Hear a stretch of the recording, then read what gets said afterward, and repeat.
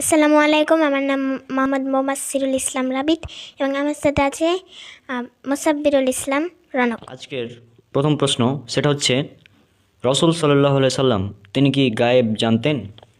না, আল্লাহ ছাড়া কেউ গায়েব জানেন না। আল্লাহ সুবহানাহু ওয়া তাআলা ছাড়া কেউ গায়েব জানেন না।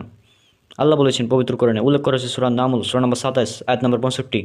বলা হয়েছে, বলো আসমান ও জমিনে যারা আছে তাদের কেউই গায়েব জানে না, আল্লাহ ব্যতীত কেউ গায়েব জানে না। উল্লেখ করা হয়েছে সূরা হুদ সূরা নম্বর 11 আয়াত নম্বর 123।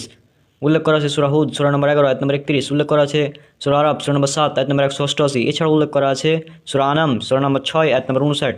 এছাড়াও বলা হয়েছে সূরা আনাম সূরা নম্বর 6 আয়াত নম্বর 50। সেখানে বলা হয়েছে মুহাম্মদ সাল্লাল্লাহু আলাইহি ওয়াসাল্লাম তিনি বলছেন, আমি গায়েব জানি না। 2 নম্বর প্রশ্ন সেটা হচ্ছে মানব জাতির মধ্যে সর্বপ্রথম কখন শিরক সংগঠিত হয়? নূহ আলাইহিস সালামের সময়। এরপর 3 নম্বর প্রশ্ন সেটা হচ্ছে রিয়া কাকে বলে? মানুষ দেখবে এবং প্রশংসা করবে, এই উদ্দেশ্যেই ইবাদত করাকে রিয়া বলে। 4 নম্বর প্রশ্ন সেটা হচ্ছে লা ইলাহা ইল্লাল্লাহ এর অর্থ কি?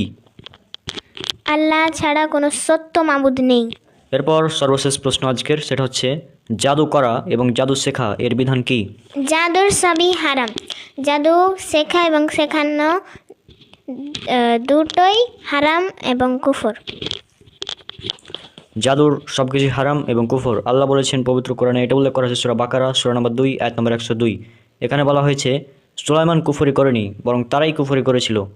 তারা শয়তানদের কাছ থেকে জাদু শিখতো এবং জাদু শেখাতো। সুতরাং এই আয়াত থেকে বুঝা যায় জাদু করা হচ্ছে কুফরি। তাহলে আজকের ভিডিও এখানে শেষ করছি। ইনশাল্লাহ পরবর্তী ভিডিওতে আরও কয়েকটি প্রশ্ন নিয়ে কথা বলা হবে। ততক্ষণ আল্লাহ সুবহানাহু ওয়া তাআলা সবাইকে শান্তিতে রাখুন। আসসালামু আলাইকুম ওয়া রাহমাতুল্লাহি ওয়া বারাকাতুহু।